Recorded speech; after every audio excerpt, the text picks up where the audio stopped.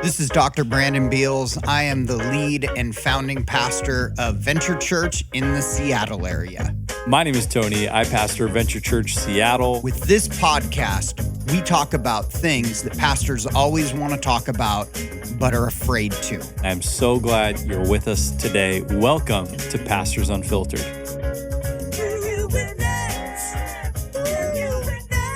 You are listening to Pastors Unfiltered. I am your co-host, Pastor Tony Matar.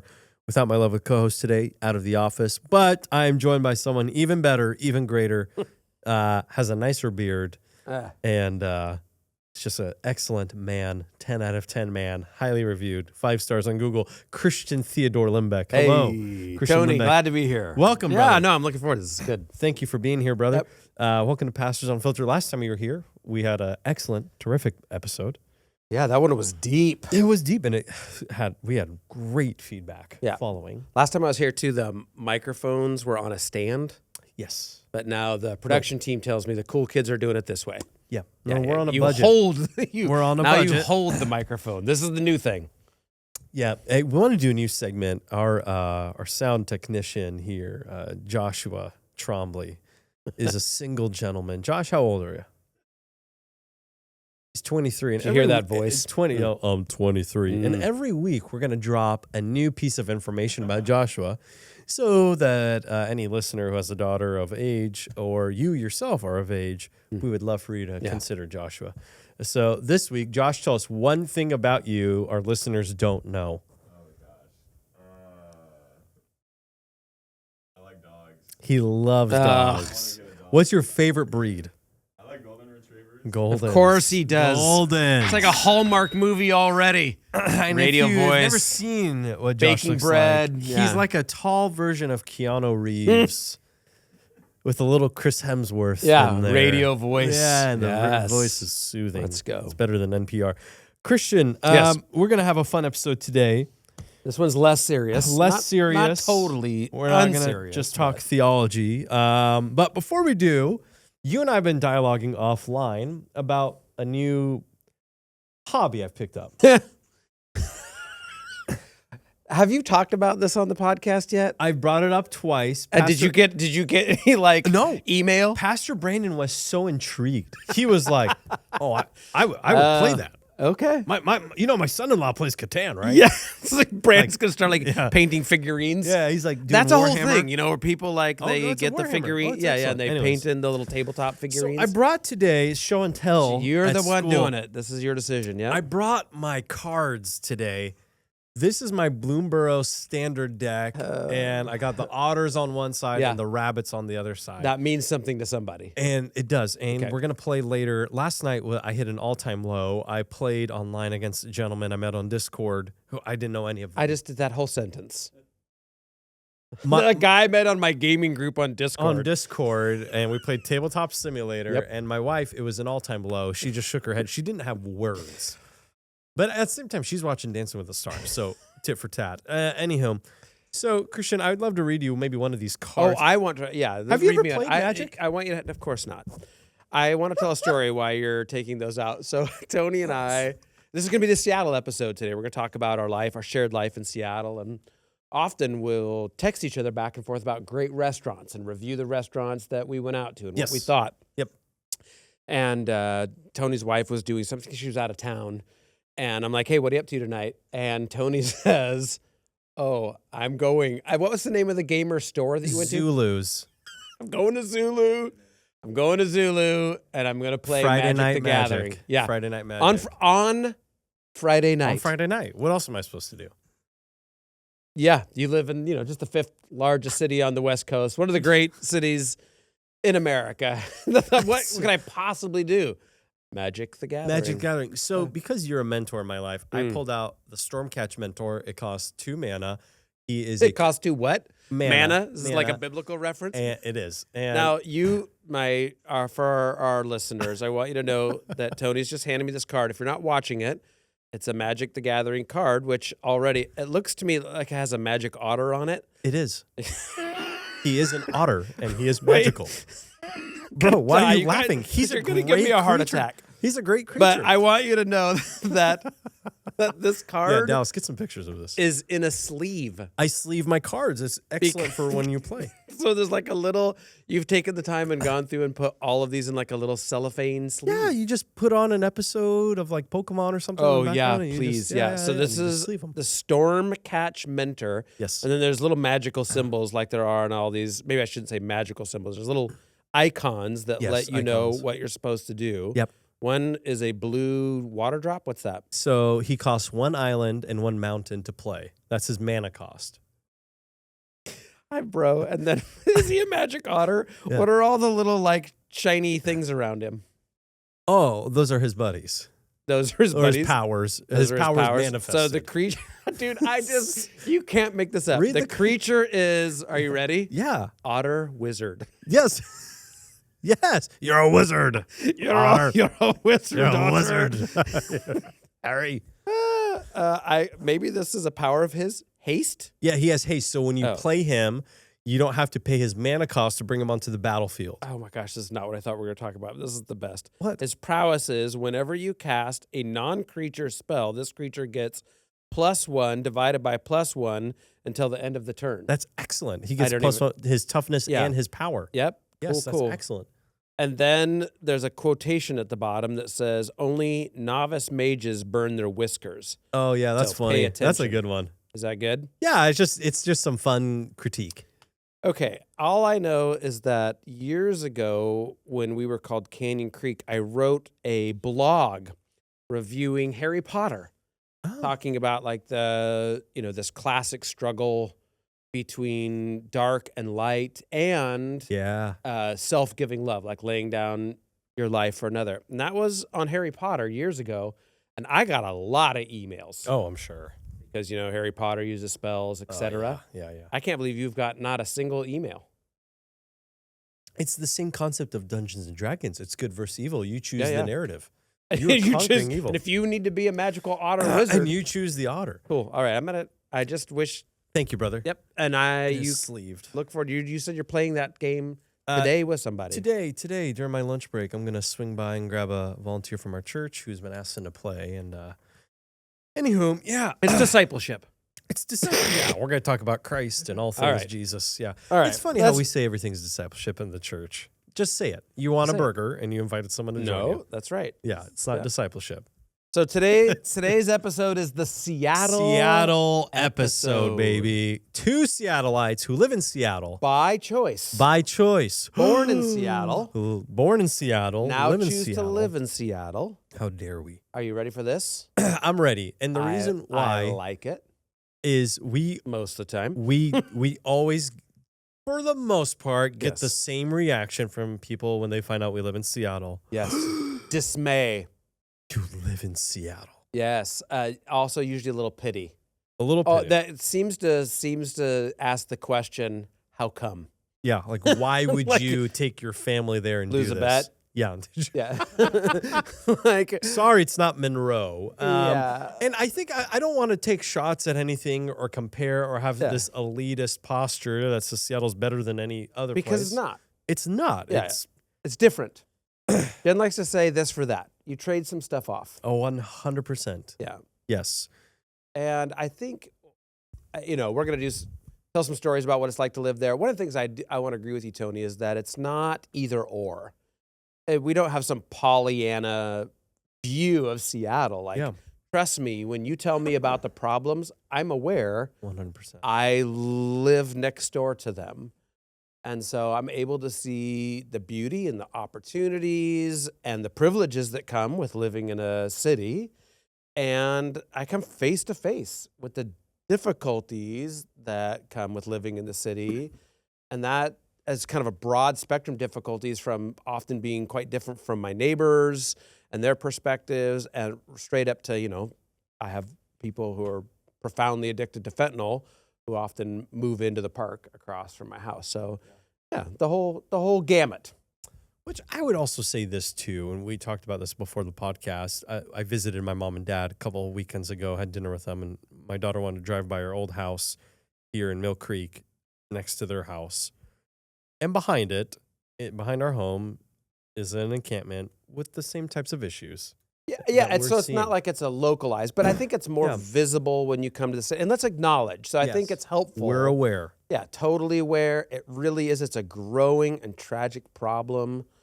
These are human beings, sons and daughters and brothers and We're sisters, and people who are image bearers of God, who've been, it often feels like reduced kind of like an animal level. Like you and Tony, you and I have talked about that before. I think that our enemy, who knows that we are sons and daughters of God, really delights in debasing us. Like, the first lie to Adam and Eve is, you're not a son or a daughter, you're just an animal. Animals do what animals are going to do. And I think that repeated lie we see play out. This is, you should take what you want, and it becomes this addicted behavior. And then, I see that face to face. So I just want to say, living in the city is beautiful and complicated, and I don't want to pretend that it's not. So Yeah, we would be foolish or naive to say otherwise. Why don't we maybe hit on first some of the enjoyable parts, the things that we love about living there, why we've chosen to move there, why we love living there. I'll let you kick off because you've been there longer than I have. Well, if you think people gasp when you say you live in Seattle, Tony, what part of Seattle do you live in? I live in a small, quaint neighborhood called Roosevelt. Roosevelt is where people dream about. They're like, oh, Roosevelt. Oh, Roosevelt's very nice. You're lucky. It is. There are, yes. Well, you're right on the cusp. Roosevelt, you get both sides too, right? You get 99 and we got and Ravenna 65th down there. We got and Ravenna. Aurora. Yeah. Yes. But anyhow, that part of Seattle. I live on Capitol Hill, which I love, and is by choice. Yes. But when it's like doubling down on the earthquake that goes through people's heart when I tell them I live in Seattle. I live in Seattle. Oh, really? Where do you live? Shoreline? On Capitol Hill. Linwood? And then literally sometimes I can see like their eyes roll back in their head, like on Capitol Hill, like the Capitol Hill, which they immediately associate with CHOP. They want to know if like I was caught up in CHOP or something. Did you have a tent? So I'm going to digress, and this is going to be full of digressions. Do your thing. Tony will get this too. Often when we take a group of people to Israel and we're traveling in that area, they'll hear something on the news, be like, "Oh, I heard that there was something happened in this mall, or a rocket was shot here. Are you guys okay?"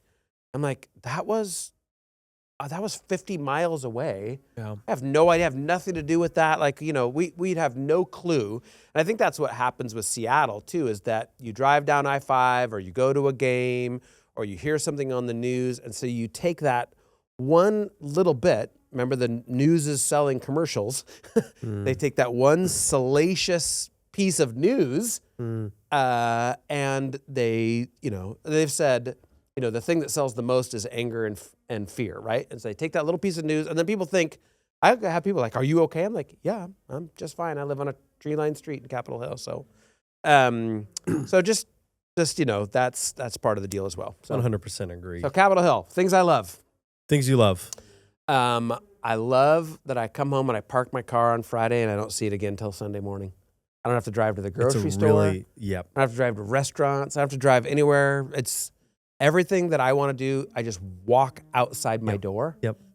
And consequently, I have a high sense of community. I know the business owners in my neighborhood. Yeah. I talk to them regularly. I talked about doing garbage. I do a garbage walk on Fridays with a group of people. So I know my neighbors. I know the people that I live in the building with. I know the people who operate, like I said, the stores and businesses around me. So when I lived in the suburbs, I had almost zero sense of community. I knew my immediate neighbor, but I didn't have to share life with them because we had a lot of property between us, and you drive to Costco or the grocery store or whatever. But here, the people that I live with are also the people that I eat with and I shop with. Like my life is compressed. And so, Like right before we moved to Seattle, I had asked you like what you did that weekend, and Jen was out of town, and you said, "Oh yeah, I went to this restaurant and I sat at this table with this gal and this guy, and we all just started talking." And I'm like, "Did you know them?" You're like, "Oh no, like, we just met and we communed and we ate was together." Because it was a restaurant that had like its old school corner bar in it. Yeah. And so I'm sitting there having a cheeseburger or something. As soon as I sit down, the guy's like, "Who are you?" Because it's a neighborhood joint. Yeah. And so he knows I don't belong. Wow. He's like, "Who are you?" And I tell him my name. And he literally points down the thing. He's like, "Hey, guys, this is Christian." Because these are the people that come and have lunch Like an here all episode the of time. Or Cheers. I think he's been sitting there drinking beer all day, but same thing, right? You know? So we go down the row. Yeah. And we talk for a while, and pretty soon one of them says, it's the inevitable question. Everybody in the room here is going to nod their head. We're all in ministry. Because they say, "So what do you do?" Yeah. And you have this little millisecond conversation in your head. What am I going to say here that doesn't crush this I conversation? sell fire insurance. I work for a large large- nonprofit relief organization. Yeah. We make sure people don't go to hell. So you know what I said? I said, "I'm a pastor." Now, I will not repeat the words that came out of their mouth. Oh, yeah. But it was like, what? What blank, and a blank, and a blank. What the what? Like, more like surprise. And then, I'm zero exaggeration, like 2 spots away, this gal starts telling me about what she's going through. She'd been fighting cancer. And then the guy sitting next to me, turns out he's a famous Seattle architect, designer. He then opens his phone and talks to me about how he's lost his wife to cancer. And before you know it, no joke, I am like talking to all these people. We exchanged some numbers. I got a text the next day that I showed to my wife. Somebody's like, "Hey, I'm going through something and my dad's going through something. Would you pray for us? And would you talk to my dad if he was up for it?" I was like, Beautiful. what? Beautiful. So, I'd say that is a real upside, is that you cannot not know your neighbors. You live in compressed life with them. Tony, I think I told you, I live on Capitol Hill, so I'm not going to say much more about, I think most people know Capitol. Maybe if you don't, I'll just say it. If you're a listener and you don't know Capitol Hill, it is called Seattle's Gayborhood. So it's the LGBTQ center of Seattle life up there. And so I'm moving into my building, and my neighbor comes out while we're moving in. And he's like, "Oh, hey," he introduces himself, and he introduces his partner, and he says, "Who are you?" And my wife says, "Jen." He says, "And who are you?" And I said, "My name's Christian." And he says, "Are you a Christian?" And I had that millisecond conversation we just talked about in my head, like, I'm just moving in. Like, this is day one. Is this going to go sideways on me? And I said, "I am a Christian." And he said, "Oh, good.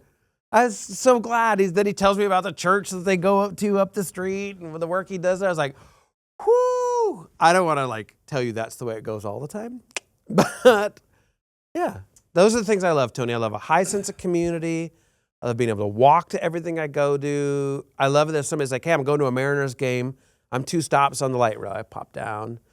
Great food. It's a beautiful, walkable, enjoyable city. That's the good side. It is. Yeah, I How about you? concur. Yeah, it's all those things. It's similar to you, a little less now that we moved to Roosevelt, but because we have kids, we get in the car, but typically we don't need to get in the car. Yeah. We go to the comedy club right down the road. Ariel and I go often. We go eat at our favorite $13 pasta in all Seattle, Due. Dude, we're going to have to talk about some restaurant recommendations. Oh, 100% we will. If you haven't done Due, It's the best. it's handmade, it's better cheap pasta. It's better than all these Italian Due, restaurants. look it up. It's amazing. Yep. So Okay. we'll do that. And that's a lot of our life. So there's conveniences. And there's Yeah. a lot of inconveniences. To get in the car to go to Safeway, to then find a parking spot Bro. that fits my car. Yes. I have a bodega next to me, so I don't go to the grocery store if I don't have to. We love the Yeah, bodega. So yes, these are those types of things. The thing that I have experienced more of living in Seattle. Now, if I were to shift a little gears here and just say, what are some of the difficult things? There is oftentimes, it's the 2 biggest questions I get asked are, what part of Seattle are you from? Yep. So there's it's like a deserved respect if you live in the city. Yeah. Because if you say, well, I'm in Shoreline. Then they're like, you don't live in You're Seattle. not in Seattle. Yeah. Well, I live in Linwood. You're not in Seattle. And obviously the question about faith comes up, but not as easily. It's not, but But there is there's more of a hostility towards the gospel in a 100%. concentrated Yeah. place like Seattle. Yep. But that's why we're there. That's the whole point. We don't run away from that. That's why we've chosen to give our lives to that place. Yeah. So that's one of the challenges that we navigate personally. And you know, that's not a woe is us. It's just, it is what it is. But I will say this, all my neighbors, most of them are men and women who have kids that are in our similar season of life, Yeah. work in tech, work in the city. They light rail in. Incredible humans. Yeah. Like love. Like the city, I people. think one of the things two Seattleites would like to say to you is it's not the disaster that people are telling you that it is. Also, it's not perfect. COVID. Yeah. It's not CHOP. Yeah, It's not yeah. what you saw Yeah. in that one blog Yeah. of Cap Hill. Yeah. It's not. It's not all that. I live with the fentanyl crisis day to day. I know drug dealers in my neighborhood. I've talked to them. I talked to people that are living on the street, living in tents around my home. There's been times walking around where we have felt in danger. I don't want to use a specific story, but there's a guy that they keep releasing back into our neighborhood who has an exceptionally violent past, and they'll bring him in for one little thing, and then they re-release him right back into our neighborhood. Yeah. And so there are times like I think to myself, I have to think about, will my wife be safe getting from one location to another on her own? And she kind of bebops to the city because she knows it. But I'm like, I want your head on a swivel. There are people who are having a mental health crisis. There is danger. And so I think that's the both sides, which I think raises the question then, well, why? Why? Yeah. Why choose it? Because it has some good things, but it's more complicated. Why choose it? Why put your kids in that environment? Yeah. Why? So why, Tony? Okay. I will speak just to Ariel and I as to why we've chosen. And listen, this is not a knock on any of these people. We have dear friends who during the pandemic left the state. Yeah, because I get it. Yeah, it's complicated. Life is easier in other parts of the Idaho, Texas, Arizona. Arizona, they may thank us for their population growth. Yeah, we've helped the economy there. And I don't hold it against them. You are entitled. If you feel the Lord has called you to these places, or you simply want to live there, Yep. Great. Do your thing. But for Ariel and I, the reason why our why is we feel like as men and women of God, we wanted to be part of the solution and not part of the problem. Yeah. And for us, that meant for us, lay down our comfort and desires, which, by the way, we have a comfortable life. Yeah, yes, right. I live in Roosevelt. It's not like we've taken on these. We have a good life. Fair.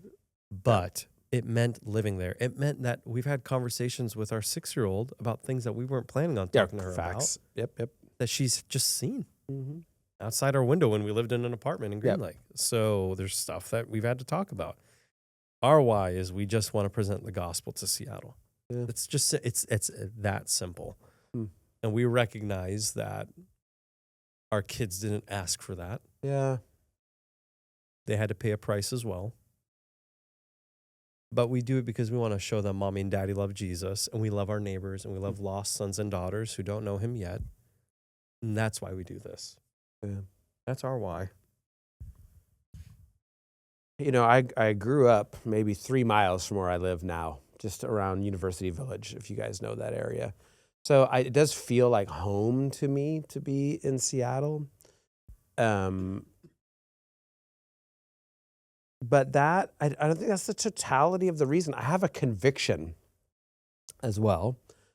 And that conviction is that and this isn't for everybody. This is mine. I'm not saying everybody here needs to go move to the city. But I'm saying the model of the expansion of the good news about Jesus has often been through cities because cities are places of influence. And when we switched to an attractional church model out of the 50s, we started moving to the places where we grow the best, which is in the suburbs, high density, proximity to families with kids. And we left the cities. And so we grew an influence out in the suburban pocket, but we surrendered influence in the thought and culture centers that are impacting our communities the most. Oh, that's really good. And I think that it helped churches grow, but I'm not sure it has helped the kingdom much. Now, you look back at what's going on now. Like by the way, there's a number of young growing churches in the city, of which Tony is one. So a lot is happening. And whatever you feel about Charlie Kirk, he definitely took it back into the marketplace. Right? People are like, you can't go on a university campus. He's like, if we can't go on a university campus, How else do you reach the intellectuals? how else do we the do creatives, this? the intellectuals. You Yes. have to do this. Yes. And I think, and I want to be careful about this, and I told you this would be fun and not theological, but if you even look at like where God put Israel in the land of Israel, he did not put them in a place of political, military, agricultural, or geographical power. He put them at a bridge between all the other powers. They don't have a major river. I mean, they have a seaport, but it's just not a good place to be a superpower. Yeah. It was an excellent place to be influential because they were on the way from everywhere else. To get from the east to the west or from the south to the north, all these power places had to move through Israel. So it allowed them to become a massive influence. And you see Paul think this way when the church takes the gospel. They're kind of kicked out with persecution, but as they take it, they go to Antioch. Nobody would have ever guessed Antioch. Antioch's a massive, influential, dangerous city.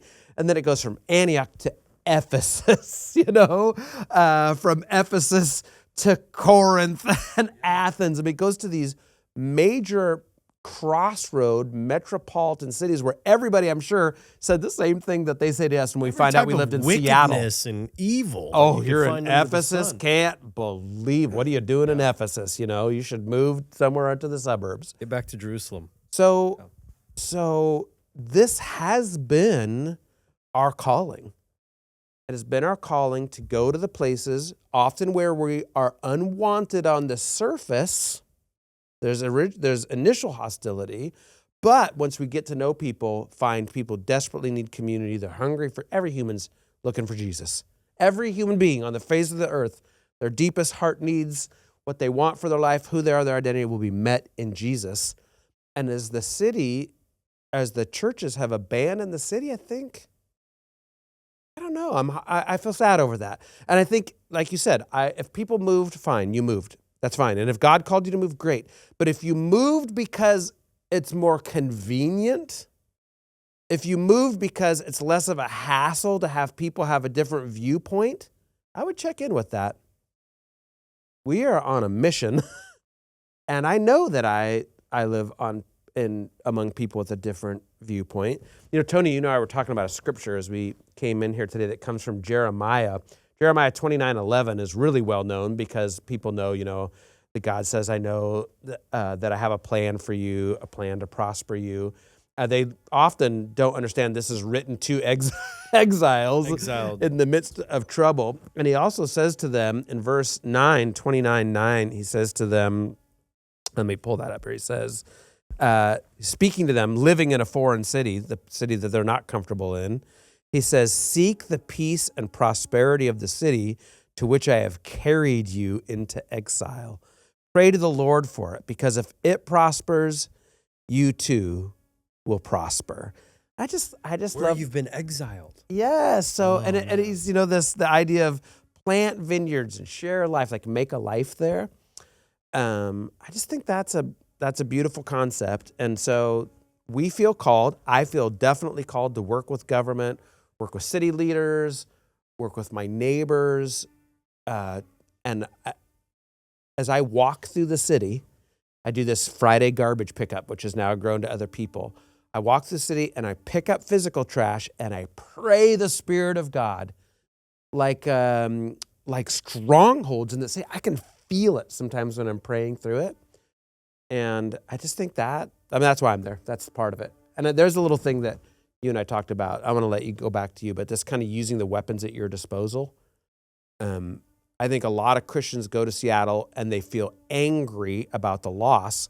And so the weapon they use is frustration, anger, disappointment. But the weapons that we have are prayer, the presence of the Holy Spirit, the declaration of the gospel. So instead of going through the city and rolling your eyes at people who are trapped in addiction or people who are homeless for all kinds of circumstances, why not imagine what the Holy Spirit can do in their lives and in that city? I think that's it. Oh, it's brilliant. Yeah, there's not really that much I would want to add to that. That's excellent. I 100% agree with you. I think, one of the things that when I talk capital C church, we have seminars and conferences and cohorts and all these organizations that talk about church planting. Yeah. But rarely do they talk about urban church planting. How do you start a church in a place like Los Angeles and Boston and how do you Seattle? Live life there? How do you live life there? How do you acclimate there? How many people did you know who planted a church there and were driving in from the suburbs? None. Oh no! Now you don't. But back in the day, that was the deal. That was the deal because it was like, we'll do something about the city, but I don't want to live there. At the end of the day, I'm good. Yeah. All my church planting buddies who live in Seattle live in Seattle. You want to name any of those? Is it cool? There's some killer. These are my friends. Amazing stuff happening. By the in way, churches right here's now. what's amazing about the churches in Seattle. Packed. We are all rooting for each other. We're all brothers. We text each other every Sunday morning. We're texting. Like, there is such unity right now with these guys and gals. There is no animosity. The days of the revered pastor who has the big church, and if you're on my team, that's okay, but you just better not be better than me. Or too close to me. Yeah, or too close to me. Hey, you're cool, but if you're within 20 minutes of driving, we can't. Those days Isn't are that not awesome? here. Come on, Jesus, let's go. Like Ballard Church is 4 minutes in the car from us. Yep. That's Brandon, Barcelona. Bill Moore's in he's in the International District right now. What's the name of that one? One again? Church. One Church. Yep. Ryan is in Lower Queen Anne at Banner Church. I have been in both these locations, jammed to the hilt. They are with young Seattleites. Tyler Gore's line, a Seattle church in South Lake Union. They just celebrated 10 years. Amazing. They just did their 10-year anniversary they had at Denny and They Lutheran. had the Gatos there to celebrate. Who planted that? So yeah, amazing. These are, and then you have, I think they're all heroes. Yeah. But Bryce Sanders at Coastline. Come on. In the thick of it. They were at Third on and John. Third. On Third. And they're buying a building. And they just got that building. And they just got the Huge biggest. gift. Yeah, anywho. The United Methodists backed them up big time, which I commend that denomination. I don't know much about it. I think that was a Windermere building or something. It's on a great location. It's an excellent building. He has been in the grinding. And he came here from Texas. And started Dallas. Started a business in the city. Yep. To help. So he's connected to its welfare. Has a really successful coffee shop in the city. He's the one. To me, he's one of my heroes. Shout out Bryce Sanders, dope cat. He's one of my heroes. Yeah. Came from Texas, said we're gonna do something about this. Love this place. I was having dinner with him once, and he, you know what I love about him is that it wasn't like, oh, God gave me this huge vision and I'm going for it. It was more like, okay, Lord, I think it was a couple times he's like, hey, there's some easier things I could go do.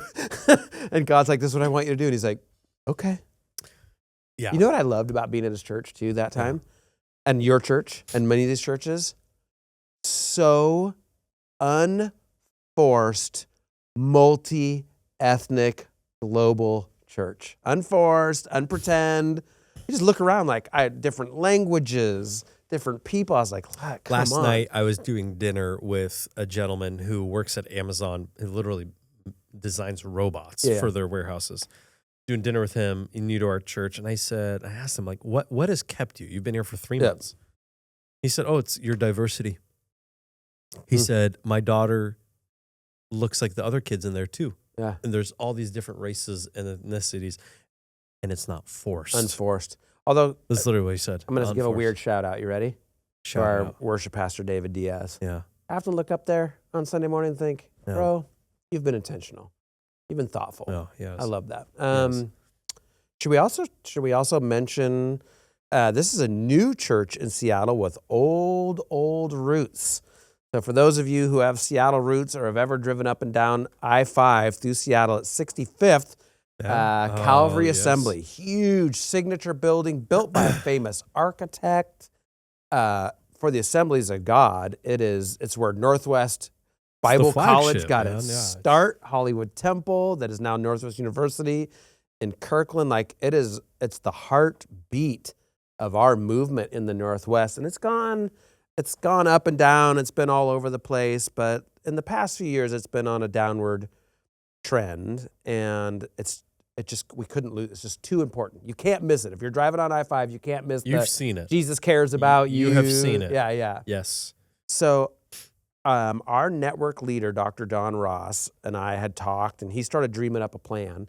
He dreamed up a plan about a merger with a very thriving church in Linwood called Charisma, Pastor James Reyes. And these two churches, I think they took bravery on both of their parts. This old established church had to lay down their stuff. This new, young, thriving church had to lay down their building and success in Linwood, come together, and it is happen again. Yeah. But their new name is All Nations Church Seattle. James Reyes and your team and your wife, I don't know. Hundreds of apartments around his Proud of building him. in Roosevelt, all young professional, young adults Are you in just that so area. proud of him? How old is he? He's my age. He's a little older. 62. 62. Dude looks like he's 40. He looks like he's 40. He's Jacked. Filipino. This yeah, that's why. Filipinos, man.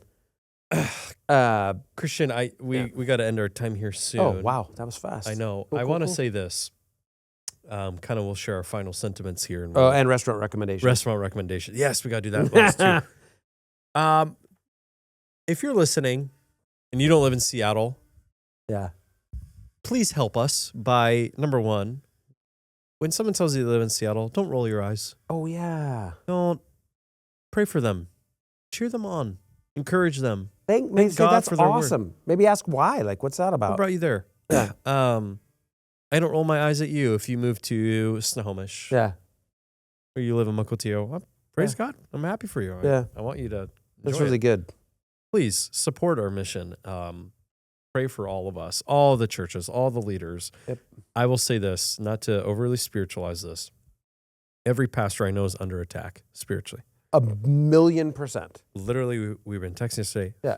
Physical ailments that came out of nowhere. Yeah. Crazy Autoimmune disease stuff. that just flared up. Yep. All of us That's because we're fighting in enemy territory. are under severe, not Yeah. attack, severe attack. Amen. Truly, I they agree. are. Yep. And we're praying for each other Let's constantly. go. Constantly. So pray for us. Would you do that when somebody says, especially if you meet a pastor who says, living in Seattle, say, man, tell me about that. Mm-hmm. Be interested, be curious, and pray. I agree. Yeah. It is intense. I will thank the countless churches Yeah. who financially supported Awesome. Venture Seattle, So good. who are from different parts of the state, who might not always align with Seattle Yeah. its ideologies, but said, I can't go there, but we'll help send you Let's out go. there. That's awesome. A lot of our churches in the network. Okay. So thank you. All right. Should we wrap it up? Top three restaurants. Top three. Maybe it needs to be like, you're going to restaurants. spend some That's coin. You could do it any Friday night and bargain. Okay. How does that work? Number one Italian spot in the city is Go. Spinace, Spinace, but that's a coin visit. but that's a coin. And I will be honest, Yeah. I don't think it's the best Italian in the city. Give it to me. What do you got? That place that you sent. Cornelli. No. Oh. The place you sent Ariel and I, we spent coin. It was like a big anniversary Oh, thing. which one was It was that? right. It was right behind you, and right behind it is that gas station, the 76. Oh, you know why? Do you know why that was so good? Because Altura across the It's street, the sister restaurant. same chef, same sourcing. That's $350 a person prefix menu. But you just go right across the street. It's totally approachable. You could do that on a Friday night. We went. Yeah. What is it? I know. I'm going to look not up the name. Artusi. No, it's not Artusi. But Anywho. I highly want to recommend this place. Cornelli. I thought it was good. Bro, this is fighting words. I Me and you are going to battle. This is it. Like, it's going to come to blows. Cornelli, people, is amazing. I think Instagram has corrupted a lot of these spots that you now can't get tables at anymore. So which you could have good. got tables at 2 years ago or a year So ago. good. Corello. Corello Italian. My gosh. And oh my gosh. Right on Broadway, north end of Broadway, where it splits at Roy. So that's coin. It is, yeah, it's coin, but it is. Get the Coin. semifredo for dessert. Am I Coin. drooling? If you Ooh. want really exceptional home cooked Trinidadian food, Pam's Kitchen. Yeah, you're down. Pam's or bongos. I love bongos. Okay. Un bien is the best sandwich. Un bien. It's the best sandwich That's in the city. fighting words. Let's go right the now. best I will sandwich fight in the somebody. city. Yeah, maybe better to the than the death. Italian one. It's the Yeah. best sandwich in the city. Okay. Okay, what are you? I think Spinaci is outstanding. It's expensive. Yep. I love Cornelli, and they just opened a new one on Queen Anne, so you don't Yeah, I have to saw wait that. in line for an hour on Capitol Hill. And I think for bargain, Tony and I are both going to say hit up a Douai. It's Go excellent. to It's Douai. excellent. It's excellent. My kids love it too. Yeah. If you haven't checked out White Swan on a beautiful Yeah. sunny day in Seattle, go sit at White Swan, get great oysters, get fish and chips, right down to the lake. Everybody's heading out on the boats. Can't go wrong. Favorite breakfast right now? Oh, so hard. Check out Single Shot, also right by me for brunch. Okay. What do you got? Hey Bagel. Hey, well, come on. Hey Bagel. Yeah, but you just get a bagel. Saint Bread is amazing. Yeah. All right. Saint Bread is amazing. I could talk. Altana's I could okay. do a lot more restaurant recommendations. But We could do that That's at a good some start. point. We can, We're gonna we run can out of create time. a list. Yeah. Well, Christian, thank you for being here, brother. Appreciate Yeah. you, and thank you for co-laboring with us. And I've said this many times before, and I'll say it again. When Ariel and I were sitting in a parking lot outside our mortgage lender's office complex, Getting ready to move ready somewhere to else. move to Vegas, and you called me and said, "Tony, I'm coming back." Yeah. But it wasn't just I'm coming back to work at Venture. It was I'm coming back for the city that we 100%. love. Yep.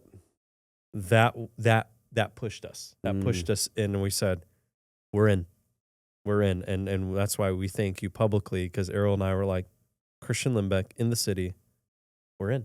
Mutual. We have to do this. Mutual. Yeah. Coming back to these long relationships, Tony and I go back a long ways, and to see what your faithful yes, where I know we're totally out of time, is what Jesus is doing with that in the city.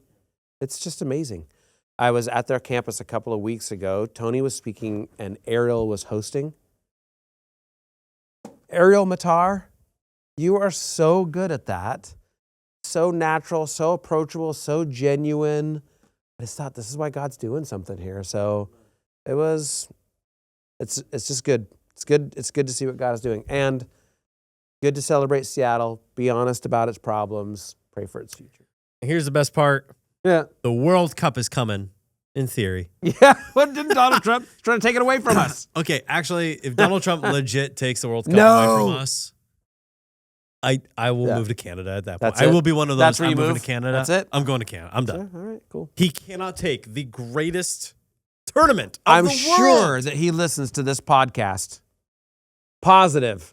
But I'm just going to say right now, don't do it. The World Cup Don't is do it, coming to Don. Seattle. I'm just Don. Don't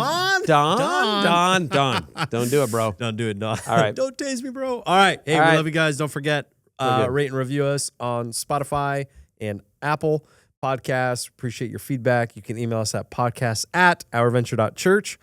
Thank you again for the faithful 264. Let's go. Faithful 264. Share this podcast. Thank you. Oh, can I do a quick little plug? Please do. In a couple of weeks, we've got a real special treat coming out for you. It's going to be one of the times I'm going to ask every person that I know to listen to Pastors Unfiltered. So on December 12th, Who's the guest? it is the Joyce Meyer? founder and CEO of Convoy of Hope, Hal Donaldson. Excellent. He and PB got to sit down at their headquarters, and it is outstanding. I want you to start looking forward to it I thought right you were now. going to say Kenneth Copeland, Kenneth Copeland. Joyce Meyer, Yes. Mike Todd. Okay. What other false teachers I don't do know. we know? But Okay, all they're right. you're gonna have to hook us off stage here pretty soon. All right, we'll see All you right, guys God next bless. week. See you guys later.